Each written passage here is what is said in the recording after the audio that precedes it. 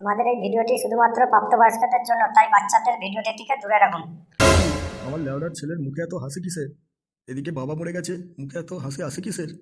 এদিকে সালা, বাবা মারা গেছে আর এদিকে ছেলের মুখে হাসি দেখো।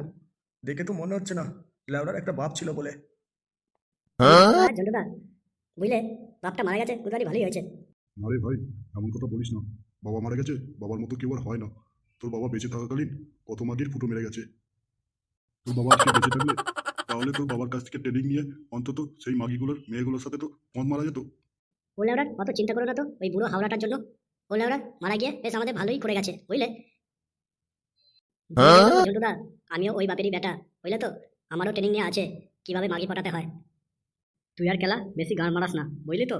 কোথায় বাবা মারা গেছে, কোথায় শোক পালন করবি, তা না করে গুদমানি তুই বাপের পোঙা মারার চেষ্টা করছিস। তুই আর খেলা কি বুঝবি ল্যাংচা? বাবা মারা গেছে, এখন বাবার বিষয় সম্পত্তি জমি জায়গা যা আছে সবই তো লেওড়া আমার নামে। বাড়া বিক্রি করবো আর মাগিবাজি করবো, বিক্রি করবো আর মাগিবাজি করবো। বাড়া এই সুযোগ পেলে তুই কি হাতছাড়া করতিস গুদমানি? আরে চুদির ভাই, তাহলে তোর এতদিনে মনে মনে এই ছিল রে, বাবা কবে মারা যাবে আর সেই সূত্রে তার বিষয় সম্পত্তি বিক্রি করে তুই মদ গাঁজা খেয়ে মাগি নিয়ে ফুর্তি করবি? হায় রে কপাল, কি ছেলের জন্ম দিয়েছিলি লেওড়া। চিতায় আগুন তো জ্বলেই যাচ্ছে, লেওড়ার বাপটা পড়ছে না কেন এখনো? এই মাগমারানি বাপের জন্য দেখছি আজকে মনে হয় আমাদের সারা রাত শ্মশানেই কাটাতে হবে। আরে কুরবানি চুদির ভাই, আমাকে তোরা পুড়িয়ে দিয়ে চলে যেতে পারলি তো বেঁচে যাস। আবার নিজের মুখটা দেখে আবার নিজেরই কেমন কান্না পাচ্ছে, কেমন মায়া মায়া যেন লাগছে। আর আমার একটা এমন চুদবাহিনী ছেলে, বাপের মুখটা দেখে কতই না আনন্দ পাচ্ছে।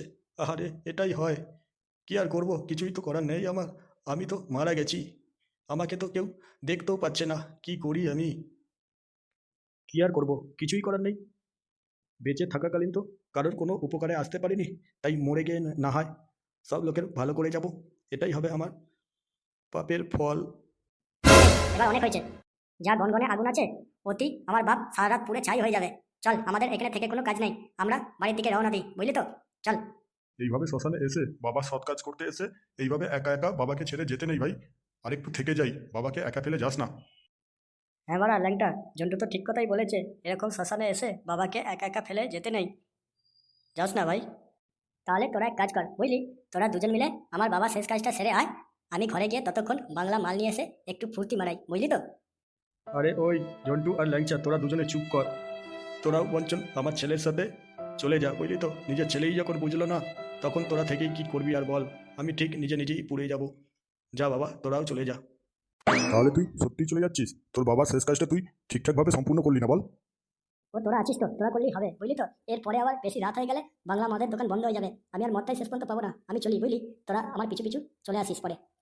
এই শ্মশান ঘাটে এত রাত্রে, তার মানে আমরা জন্টু আর আমি দুজন মিলে একা একা তোর বাবার শেষ কাজটা করব? আমাদের শ্মশান ঘাটে বুঝি ভয় লাগে না? আমরাও তাহলে চলে যাবো তোর সাথে, আমরাও একা একা থাকতে পারবো না। হ্যাঁ হ্যাঁ, চল, ওটাই বরং ভালো হবে। ল্যাংচা, তুই চলে আয়, বুঝলি। যার বাবা তার যখন গাড়ি হুঁশ নেই, তাহলে আমাদের গান মারিয়ে এত লাভ কিসের? চল চল, চলে যাই আমরাও।